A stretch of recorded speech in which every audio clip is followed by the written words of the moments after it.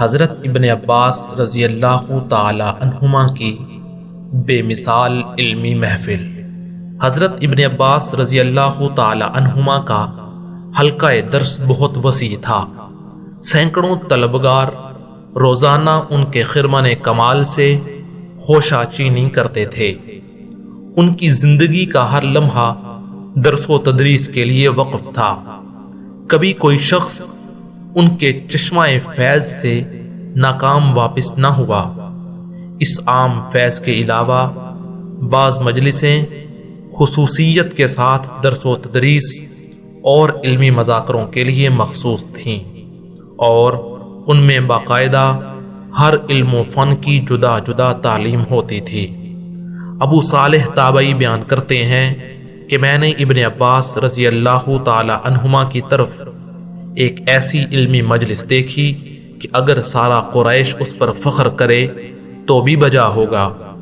اس مجلس کا یہ حال تھا کہ عبداللہ بن عباس رضی اللہ تعالی عنہما کے مکان کے سامنے آدمیوں کا اتنا ازدحام تھا کہ ان کی کثرت سے آمد و رفت مشکل تھی۔ میں نے جا کر اس ازدحام کی اطلاع دی تو مجھ سے پانی مانگا۔ میں پانی لے آیا۔ انہوں نے وضو کیا اور وضو کر کے بیٹھ گئے۔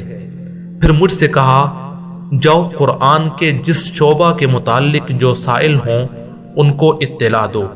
میں نے اطلاع دی۔ دیکھتے ہی دیکھتے سائلین سے سارا گھر اور تمام حجرے بھر گئے۔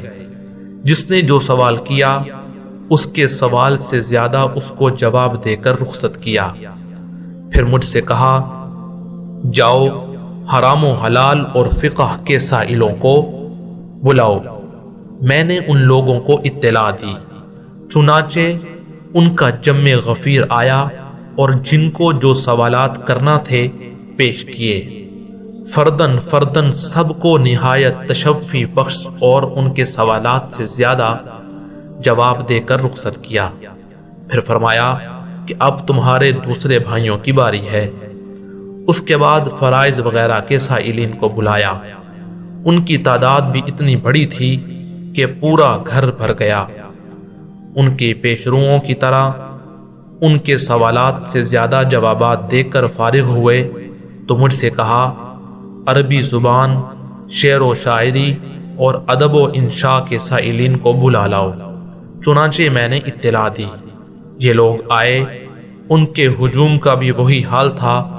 ان لوگوں نے جو سوالات کیے ان کے سوالات سے زیادہ جوابات دیے۔ ابو صالح یہ واقعہ بیان کر کے کہتے ہیں کہ میں نے کسی شخص کی اتنی بڑی مجلس نہیں دیکھی تھی۔ مستدرک حاکم اور سیر صحابہ۔